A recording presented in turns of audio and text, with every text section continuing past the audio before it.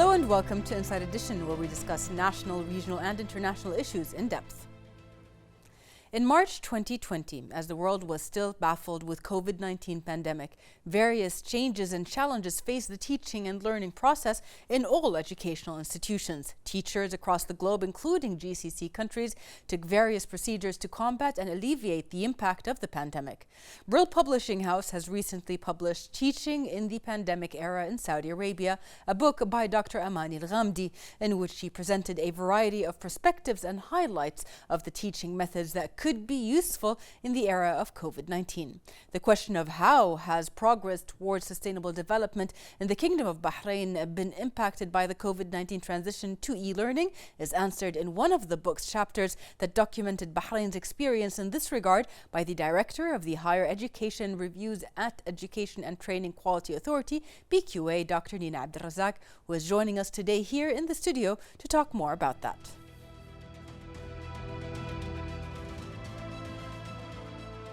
Hello and welcome back. Joining me here in the studio is the Director of the Higher Education Reviews at the Education and Training Quality Authority, the BQA, Dr. Nina Abdelrazak. Thank you for being with us today.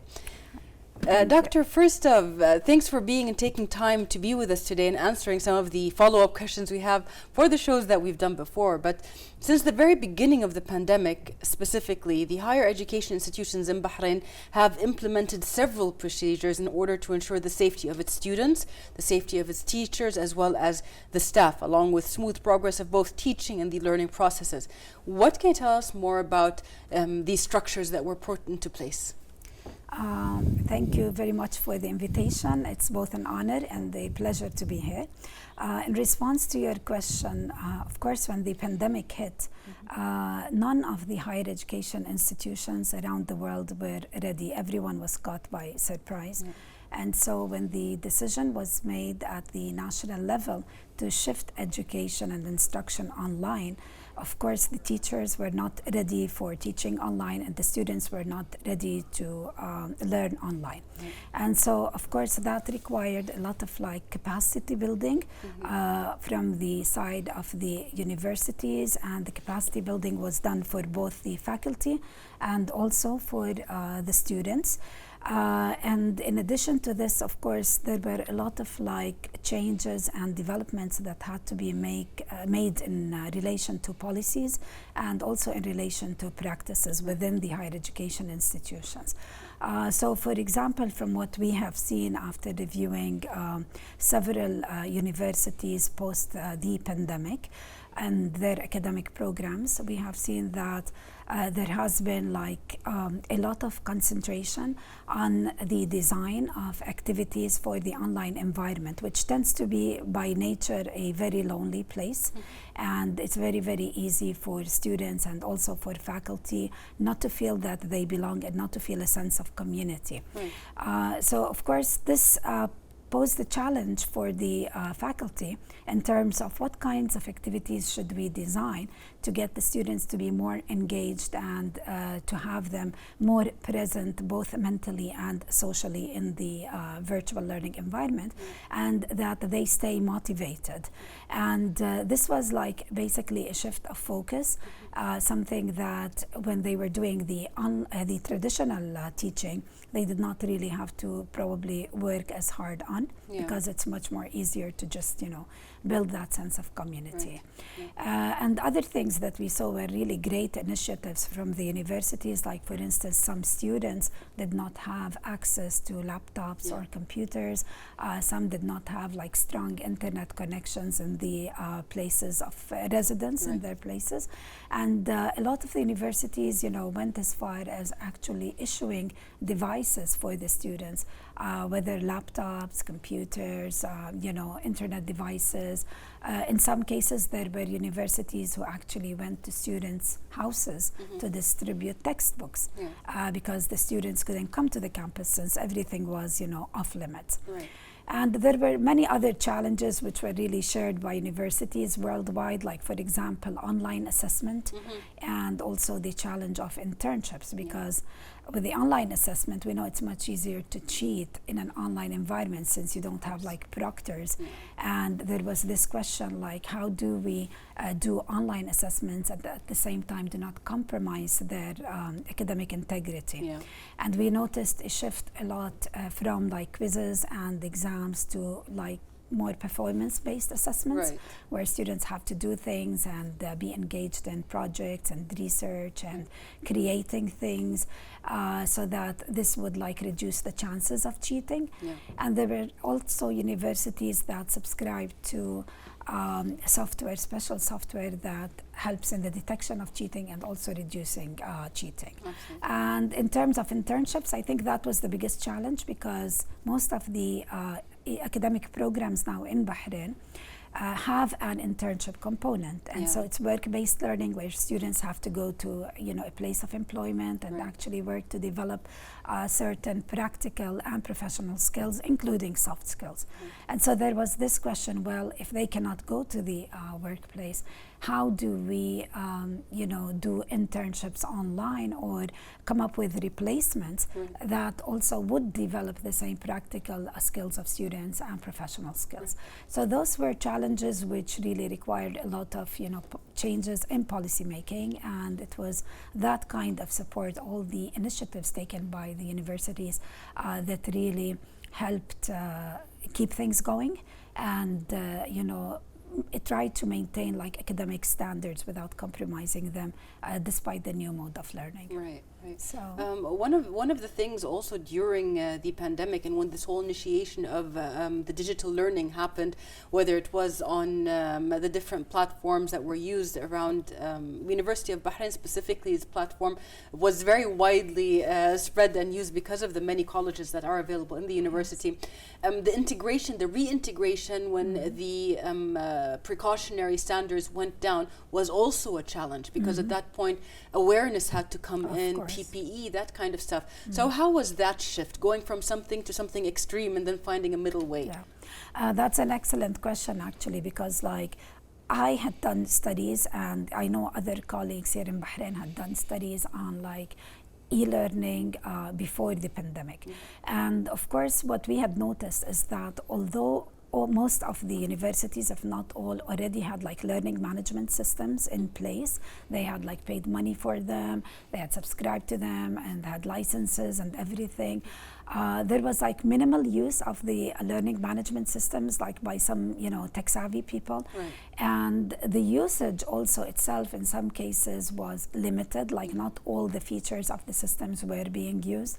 And there were people actually who just like refused to use the systems or were not interested. So in some cases they were not being used at all. And then of course the decision was made to shift everything online, and no one, as I said, was prepared. And of course now this time the faculty had no choice. I mean, they could not come and refuse this technology or mode of learning that was being imposed on them, because it was the only solution. And it was really the solution that was adopted by all higher education institutions around the world. And if we wanted, to jump on the boat, then we had to make changes ourselves. I mean, when it came to the faculty. And so a lot of them had to learn new skills related to the learning management system and how do we teach online, which is very different from teaching face-to-face.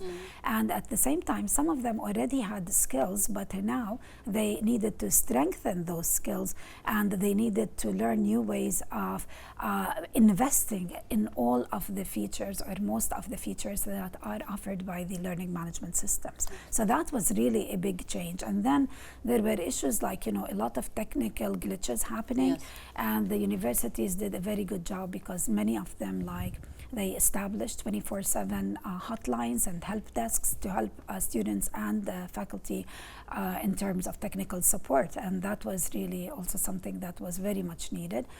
So reaching out to the students and faculty from a distance was something that probably was not evident before the pandemic. And then there were other things, because in college it's not just teaching and learning and assessment. There's academic advising, there are the extracurricular activities, there's a research supervision, there's taking attendance. So all of that had to be shifted, and they needed to figure out how to do it online. But from what we've seen is they really did manage to shift all of this, and they reacted really fast. And I think that was really commendable for the universities in Bahrain. Definitely. In order to have such a successful kind of educational experience, even through the pandemic, the infrastructure or the main structure that is there already available is important. How do you value the support provided by the Bahraini government in order to facilitate and develop higher education institutions' performance, especially during the pandemic? Yes. I think that the support from the government was really something amazing. I mean, if you think about it, to begin with, from the start of the pandemic, the Bahraini government could have taken the easy way out and decided to stop, instruction altogether for a time, to see for how long this pandemic would last. Because, if you remember, then none of us could predict for how long this pandemic's going to be there. Some thought at first, we thought it'll be there for 2-3 weeks, and then we thought, well, it's just a couple of months, and then it just kept dragging on and on, right? But the government did not take that decision, and I think by not taking that decision and deciding to continue with the teaching and learning, and just as they say, the show must go on, that was the kind of attitude. I think that decision by itself was the greatest support for education in general in Bahrain, and not just for higher education. So that was the first form of support. And then after that, there were other forms of support in terms of basically demonstrating flexibility and also having trust in the higher education institutions. I think we felt it from the start that the government authorities that are responsible for overlooking education in Bahrain, they had trust in the universities, and that these universities would know how to react to the pandemic, and each according to their circumstances, their culture, their size, etc. They would know how to come up with good solutions that would be supportive of the students and the faculty, and at the same time would ensure their safety and security. So that trust was a form of support, and also the flexibility, because a lot of the universities were coming up with new initiatives that were not there before the pandemic, and the government authorities, the way that they reacted by being flexible and maybe accepting things that normally maybe they would not consider, that by itself was another form of support.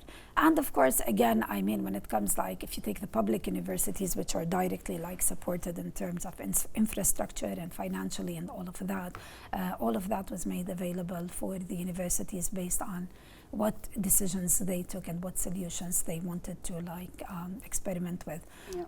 It was really a learning process, stage by stage. Definitely. So when we looked at the people that were in charge during that initial digitalization of education, there were trained cadres that were already prepared through their ongoing education previously. So they're the ones that actually initiated the whole learning process. How do you value the fact that Bahrain has these qualified people and that were able to pull the universities and the higher education institutions through during the pandemic? Of course, I mean, the existence and the presence of such people with such skills was crucial. I mean, it was really critical for just leading, the way for everyone, because we know for sure, as I mentioned before, that online learning is not like teaching face-to-face or in a traditional setting. And if, there are people who are still teaching online in exactly the same way that they teach in a traditional setting, then they would not be doing justice to the students. Absolutely. And to begin with, I mean, to be able to teach online and to do it, efficiently, what you need to have is like some background, especially with e-content design. Yeah. And if you had not majored in, let's say, educational technology or a related field, then the odds are really so small that you would know how to design e-content or design content for an e-course. Right. And there are a lot of faculty that are doing amazing things in Bahrain when it comes to designing activities and lessons like face-to-face. But now they were in a situation where they had to do it online. And without skills, without, majoring in the right major or taking courses, I mean, they were not really prepared. Yeah. And having people there to act as mentors who had done something similar, either, outside the context of Bahrain or in terms of their education, or even in Bahrain, and these were the, few who were, as I said, tech savvy. Having them there to act as mentors, I think, and role models even, was really crucial. And I'm sure that it really benefited everyone. It helped everyone, especially the students. Yeah.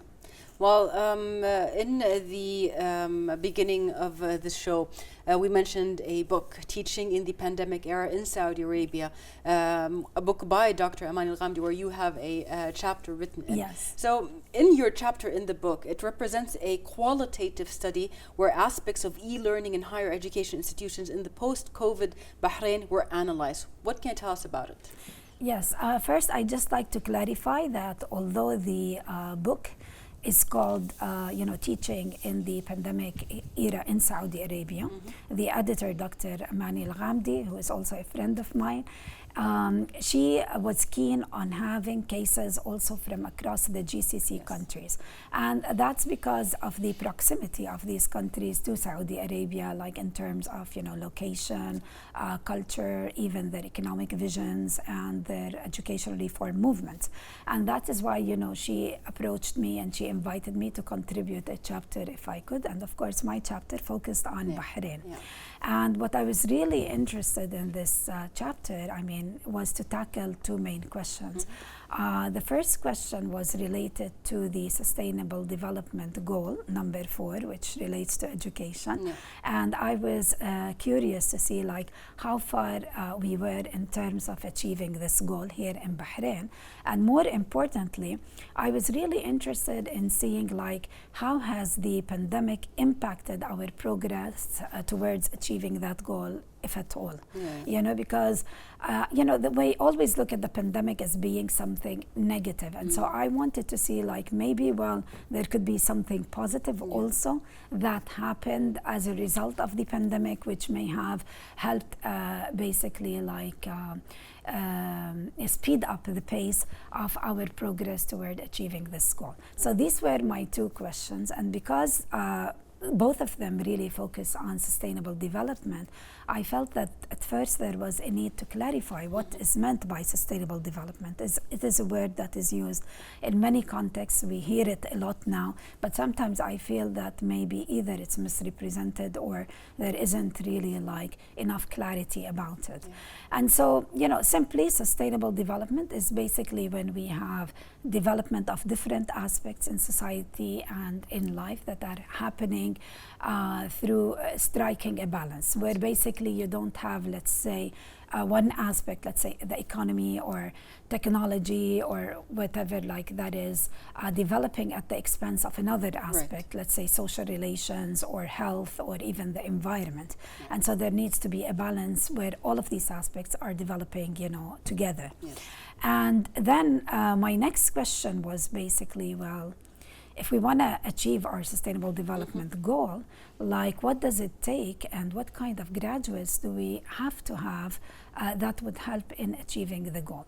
And so this was a piece where I really had to go and do research about it and see, what do the international scholars say about this? And then I found out that actually there is this talk about a special kind of education, which is called ESD, or Education for Sustainable Development. So it's a targeted type of education where it's education for the purpose of achieving sustainable development. So then I got more interested in it, and I started reading further and further.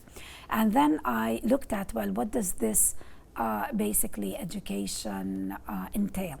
And I found that it entails something really interesting, which is called interdisciplinarity. And interdisciplinarity is not a new concept, but maybe tying it with sustainable development is. And when it comes to interdisciplinarity, it is quite different from the paradigm that has been dominating in education for some time now, which everyone hears about, which is student-centeredness. Right. Now, student-centeredness is important, and if you look at it, it focuses mainly on pedagogy, on teaching methodology. And the researchers are saying that yes, it's important, but it is no longer sufficient if we want to achieve sustainable development, and if we want to graduate students who are capable of finding solutions for not just the issues and the problems of the 21st century, but even for future problems which are unpredictable, just like, you know, what happened with us, you know, in terms of the pandemic. And if you look at this type of education, the interdisciplinarity, what does it entail, and why is it important, and why does it have the potential to graduate such students? You will notice that it focuses a lot on the development of higher order thinking skills like critical thinking, creativity, you know, the ability to analyze and synthesize information and big information, problem solving, decision making, and more importantly, innovation. The ability of students to innovate, not just in terms of coming up with new ideas and new solutions, but also in the ability to produce a new knowledge and also to produce new technologies, new ICTs that would help with the solving of, you know, future problems. But of course, all of this has to happen within, you know, a particular content and not just in thin air or in abstraction. And this is where the interdisciplinary part comes in. Interdisciplinarity focuses on content, what it is that we should be teaching students, other than, you know, these skills, but through it they are developing all of these skills. And the focus in this is that students need to receive interdisciplinary education, not meaning that they should be like double majoring necessarily or studying a certain discipline and then minoring in another. But no, even if they are majoring only in one discipline, it's very important that they also be familiarized with other related and associated disciplines, so that when they approach any issue or problem within their discipline and they're trying to find solutions for it or make decisions about it, they at the same time become intellectually programmed, or if you want disposed, they have a predisposition to at the same time think about how their solution or decision may impact other aspects which are associated with other disciplines. And this is really very, very important, and researchers are saying that we should not wait till higher education to begin this. We need to start from school when students are young and where there's a tendency to teach them subjects in isolation. We need to have more integration between subjects so that they understand the links between them, and there be more like interconnectedness between what they are learning, and this makes learning more meaningful. So when they graduate from school, they are graduating already with a mind that is, you know, habituated or predisposed to think in this way. And then they go to university, and then based on what content they are being given, if it is interdisciplinary, then that ability becomes even more reinforced. And this was really interesting to me, and it made me think, well, if they are saying, even UNESCO emphasizes this, that this is what ESD is, well, do we have that in Bahrain, or how much do we have it? And this helped me in answering the first question, like, where are we from, you know, achieving our sustainable development goal? Well, you know, we do have some of this happening, because like we notice now in universities, and I think the credit here in a way goes back to, you know, achieving our sustainable development goal. Well, you know, we do have some of this happening, because like we notice now in universities, and I think the credit here in a way goes back to, you know, achieving our sustainable development goal. Well, you know, we do have some of this happening, because like we notice now in universities, and I think the credit here in a way our standards at the Education and Training Quality Authority, which do highlight the need for academic programs to be focusing on higher order thinking skills in terms of critical thinking and creativity and innovation and independent learning and all of that. And of course, the academic programs in the universities try to meet those standards. So there is more familiarity, with the importance of such skills and why they need to be infused and developed through the teaching and learning happening in academic programs. And the universities are trying to meet those standards. But I wouldn't say that we are, totally there. Okay, we have made progress, and this was one of my conclusions in the chapter, that we are making progress toward achieving the Sustainable Development Goal, but still we need to be doing bigger leaps, and inshallah, hopefully in the future this will happen.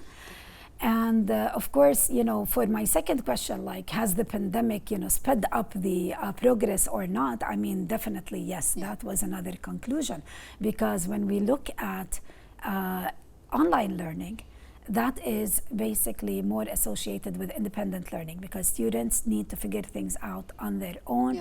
The teacher is not there with them 24/7 to spoon feed and to tell them where to find the information or what the information is or how to find it. A lot they need to do on their own, and they need to solve problems on their own, make decisions on their own regarding their pace of learning and all of that. And so really the online environment can help a lot in developing critical thinking skills and creativity and independent learning and deep learning. And there is more time for reflection in an online environment than you would have in a face-to-face class, which is usually very time-bound, just like a 1 hour or a 50-minute, class. And so, yes, the pandemic has really acted as a catalyst for us to progress toward achieving the Sustainable Development Goal. Listening to you, there are a lot of factors that actually contribute to the facts that you're talking about. For instance, being in the new era now, and with the change of careers and career orientations, and the way that merging between old school and new school came, at a point of time, as you said, education was classroom bound. People were ordered to memorize, not to understand. Students were ordered to know a certain amount of information, just enough to pass. And these kind of things did not feed the skill unless the student himself wanted that and was searching for it. And not just during the pandemic, but recent years, we see a lot of freelancing when it comes to careers, people having several careers because they want to spread out, or they were needed to study one certain, let's say, educational pathway, and then they decided to go into something else. Having that from the beginning, from school, and being able to make decisions from school, your own decisions as a student, is really important in order to have a sustainable education. Because that's how you build your education. That's what makes it sustainable. If you have the tools in order to spread your wings the way you want to, or you see fit, or your environment needs at that point. Listening to you also, there must be some kind of outcomes or recommendations you have in order to further this kind of education here in Bahrain or the GCC in general. Yes, basically from my chapter, I got two main recommendations. The first recommendation is related to the need to have at the national level an e-learning strategy that is targeted. And what I mean by targeted, I mean targeting, ESD, Education for Sustainable Development. So what this means is, when we have an e-learning strategy that everyone has to follow, the e-learning strategy needs to entail emphasis on all of these skills that we were talking about, and definitely this interdisciplinarity, more and more integration between different disciplines and different fields. So if from the start that is a part of a national strategy, then there will be more initiatives that are taken at, I think, all levels to try to accomplish this, and that would really help in the achievement of the Sustainable Development Goal at a higher level. And the second recommendation had to do with capacity building, which I referred to before. Capacity building in particular related to the design of e-content, because We do not have enough of that, and even till now, although many people, have shifted online in the universities, I think there are still a lot of faculty that are resorting to, the old ways that they are comfortable with in terms of teaching and learning that they are utilizing in the online environment. And this is why we still see sometimes, like when we attend a lot of webinars, especially in the last period during the pandemic, there were a lot of webinars all focusing on issues like social presence of students and their engagement. And always you would notice that one main problem or one main challenge that has been highlighted in these webinars is student motivation. Motivating students in a face-to-face class is already challenging and difficult. So how is it like when they are online, we don't know what they're doing. Maybe they have their cameras open but they have some other screen and they're playing around, or maybe they have just like an avatar to represent them and they're sleeping while we are conducting a lesson. So we need to be very, very creative in how we design our courses in ways that you do not leave room for the student not to be engaged. And so there are special techniques when you are doing e-design, e-content design, that faculty need to be trained on. And this is why I honestly believe that it would really help higher education institutions to open up a new position called the position of, let's say, an educational technology specialist, or a specialist in basically like content development and design, to lead the way and to provide this kind of capacity building, because it's very much needed still. Absolutely. Also, from what you're saying, part of the educational, the e-learning process is actually giving more responsibility to the students at that point, and also giving them some freedom. I remember in a couple of shows before, when we were talking during the pandemic, one positive thing that came out of e-learning was the students that were shy or did not shine in classrooms because they're not able to speak, did shine more when it came to e-learning. So there has to be some kind of balance in order to help both of these sides. Do you think that e-learning actually brings more responsibility for the personal creativity and innovation in the educational process? Definitely. I mean, for the reasons I mentioned before, that they have to learn to be independent learners. They need to learn how to pace, their learning and the achievement of their learning tasks and the accomplishments. They need to learn how to find information on their own. They need to learn how to navigate even, the learning management system, to know exactly where do I find the information, where do I find the announcements, where do I find the assessments, where do I find, the lectures and the course material and all of that. So that takes a lot of it needs to take initiative from the student, because no one's going to come and call you or tell you, well, you need to go to this and to find that and all of this, unless they send the question and they ask, and then the faculty of course will support.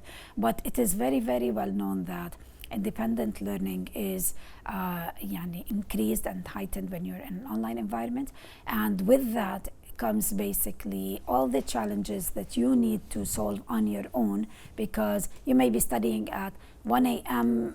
or at 2 a.m. Of course, your professor is sleeping then. So even if you email them, you're not going to get an answer right away. And so by not getting an answer right away, they feel like, no, I cannot wait, so I need to figure this out on my own. So that leads to sometimes better problem solving and decision making, and even it leads to more creativity, because they need to sometimes be creative in finding solutions.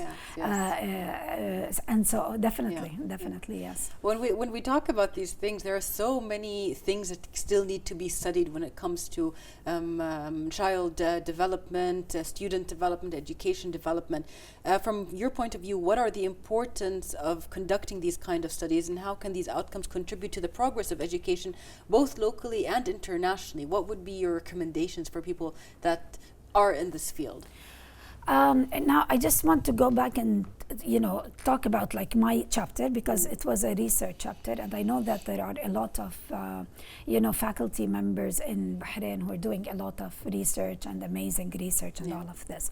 And of course, research, one of its objectives should be to inform policy and to inform practice. Okay, and if, for instance, the research is not reaching the policymakers or the practitioners, then it will not really have much value, unless, like, if you're, let's say, a graduate student, you're doing your own research or a researcher, and you may utilize the findings of someone else's research. But I think more importantly, if we want to make the research useful, we need to have, and I know maybe in some countries they have this more than in other countries, we need to have like a kind of channel through which we do not just disseminate the research findings, but we ensure that the research findings are reaching the right people, whether policymakers or practitioners. And this is an issue that we still don't have much of, because I know people who have been doing research on e-learning from a very long time here in Bahrain, and unless you were doing research on e-learning, you would not know about their studies. Right. And sometimes these studies really entail a lot of good recommendations, but nothing has been done about them, or none of them have been tried out because they're just not reaching the right people. And I think that's very important. Other than this, I mean, in terms of some advice that I could give with respect to child development and all of this is, we know that habits of mind and attitudes and study habits, they begin from a very young age. And if there is a piece of advice to give, is that whether you're a teacher in school or whether you're a parent, what you need to do is to try to give opportunities to your child or to your students to try to learn on their own, to be responsible for their own learning, to have more ownership when it comes to their learning. And also you need to be open-minded and flexible in terms of providing them with choices. So if I were a teacher, I mean, I wouldn't just tell them, well, we're going to be doing a test and that's it. We have individual differences when it comes to learners, and sometimes some students will shine in one thing rather than another. They may not be good test takers, but they may be very creative, and they could present to you the same information that you want them to learn, or the same skills, but in their own way. And so this is why I think we need to try to give more choice when it comes to students, because this is one way of us developing ownership of their learning. And so I think that's important. But if we keep spoon feeding, and if we keep focusing on always us telling them what to do and imposing on them how things should be done, then we're not giving them enough space to develop, independent learning, which is so important now, or even to develop their creativity, which they may have a lot of. But it's not really materializing or being exhibited because they're not placed in the right environment. It wasn't the ideal educational path in the old days. Now, definitely not even now. How did the pandemic create the changes and challenges for ensuring quality at higher education institutions? That's an excellent question, and of course relevant a lot to what I do. Of course, if we look at challenges, the challenges for quality authorities like ours, for example, the Education and Training Quality Authority, were there, and they were there for all accreditation or quality authorities around the world. And just like the higher education institutions, we also had to react fast, and we had to find solutions and replacements for some of our practices. So before the pandemic, when we used to conduct quality reviews of academic programs, we used to actually go and visit the universities and look at their facilities and look at their resources, and have the panel of experts that we always invite to come and do the reviews for us. And many of them come, from abroad. They're international, with some, of course, local reviewers. So we used to go physically and spend about a week, let's say, in the university to conduct our reviews. And during those reviews, in addition to looking at the facilities and resources, we would conduct interviews with all the relevant stakeholders. Now with the pandemic, when the university is closed, So we had to shift our reviews to become also online. And so we needed to figure out like what are the best ways to conduct online interviews when we had our panel of experts in different parts of the world, and they were interviewing the stakeholders here in Bahrain. Another thing is we started requesting from the universities to shoot videos with narratives about their facilities and their resources that serve the academic programs, and we'd send these to the panel of experts to basically evaluate.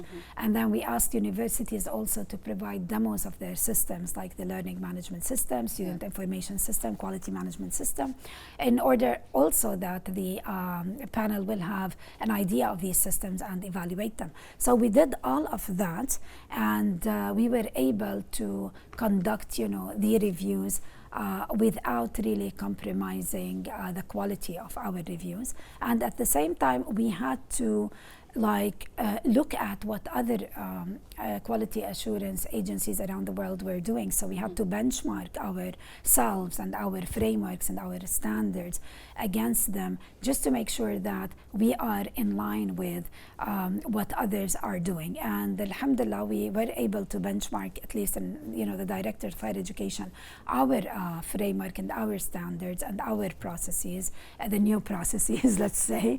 And we found that they were very consistent with what was happening around the world. And in terms of our framework, we revisited our framework and not necessarily changed anything in it, but we just found that we had to add extra expectations for the panel of experts, so that when they are reviewing programs online, they would know exactly what to be looking at now with the new mode of learning, and just to help make the reviews and ensure that they are fair for everyone, especially for the universities, who we understood very well the challenges they were having and the extraordinary circumstances that they were going through. So we did all of this. These were changes, and I'm really very, very proud to say that the BQA should be commended on the fact that it did not stop its operations for a single day during the pandemic. We were working all the time, and actually we were being more productive than we ever were.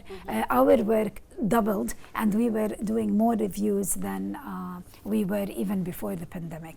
So I think it deserves an applaud for not stopping for a single day, and staying on schedule in terms of our reviews, and in ensuring that what is being provided in terms of education in the higher education institutions in Bahrain is up to the quality standards that we are expecting. Absolutely. And because of what the BQA has achieved, and because of its constant work towards providing that holistic view to the outside world of what Bahrain's education system is like, Bahrain's got international recognition on the achievements, especially on online educational field. What can you tell us about the value of this kind of recognition? Of course, international recognition is important. We cannot deny this. And actually, every day we are hearing of the achievements of Bahrainis internationally, whether in terms of, research grants that they are receiving, or whether in terms of awards. And as a woman, I'm really very proud of hearing that a lot of the Bahraini women are excelling, in the fields of IT. And that is really a great leap, not just at the national level, but even I think in the Arab world, because we usually used to think, we have that stereotype that fields like IT is more like a man's world, right? And now when we see female Bahrainis getting the awards, I mean, that is very, very refreshing. And I think it is important because Bahrain, we know, is a very small country in comparison to other countries, but honestly it is achieving big things, and getting the name of Bahrain out there by itself means a lot. And so I think it's just amazing, what we are hearing of and what we're doing, and I feel that we're going to continue hearing about more and more achievements from Bahrainis, whether male or female. No, definitely. The acknowledgement is a kind of confirmation of the successes that have been done in Bahrain in the educational field, especially, specifically. Well, before we let you go today, from your point of view, how do you see the future of educational institutions in Bahrain and in the GCC after the pandemic?